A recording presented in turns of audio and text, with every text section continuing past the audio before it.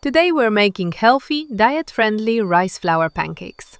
They turn out soft, tender, and really delicious. Just look how fluffy and airy they are when you break one open. This recipe is perfect for those who follow a healthy lifestyle.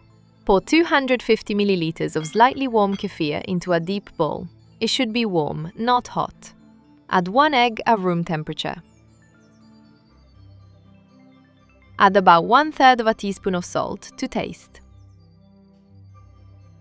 Add 1 level teaspoon of stevia or any sweetener.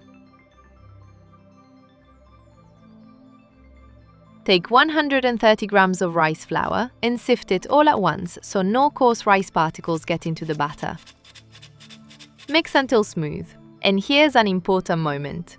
Because we're using rice flour, the batter consistency will be different from wheat flour batter.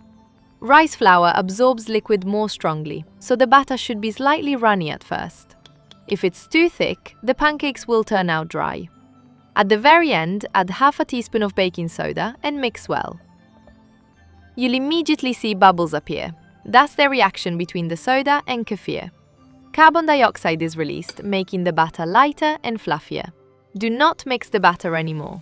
Carefully spoon the batter onto a well-heated pan, lightly greased with vegetable oil. You can cook them without oil, but a little oil helps achieve a beautiful golden color. Cover with a lid and cook for 2 minutes until golden. Flip the pancakes, cover again, and cook for 1 more minute. Cook the rest the same way.